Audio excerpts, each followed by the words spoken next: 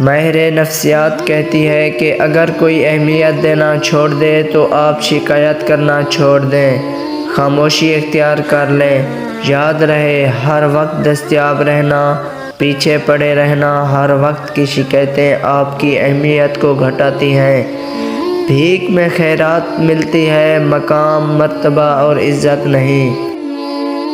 دل دکھانے کے لیے تو بہت سی وجوہات ہیں دنیا میں، کوشش کریں آپ کسی کے مسکرانے کی وجہ بن جائیں۔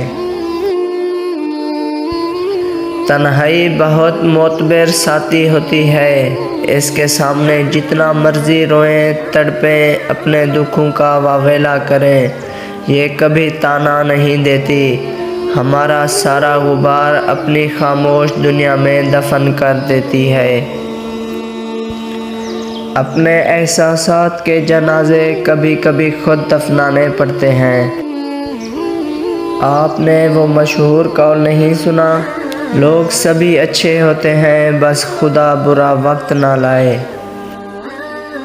وہ جنہیں تقدیر رلانا چاہے، انہیں بے قدروں سے عشق ہو جاتا ہے۔ رابطے سدا ایک جیسے نہیں رہتے، اور یہ میں نے ہوتے ہوئے دیکھا ہے۔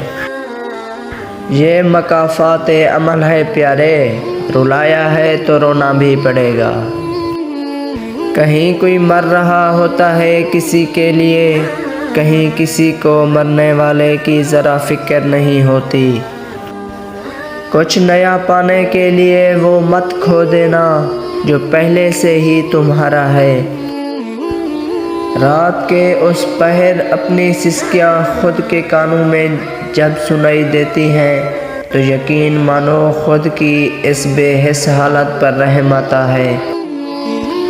جب تعلقات اچھے رہے ہوں تو ان کے خراب ہونے پر خاموشی اختیار کر لینی چاہیے۔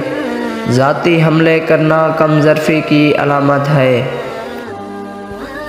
وجہ اور بہانے نفرتوں کے لیے تلاش کیے جاتے ہیں، محبت تو ہمیشہ بے وجہ بے مطلب ہوتی ہے۔ لوگ اگر سمجھیں تو محبت رب سے ملاتی ہے، نہ سمجھیں تو مٹی میں ملا دیتی ہے۔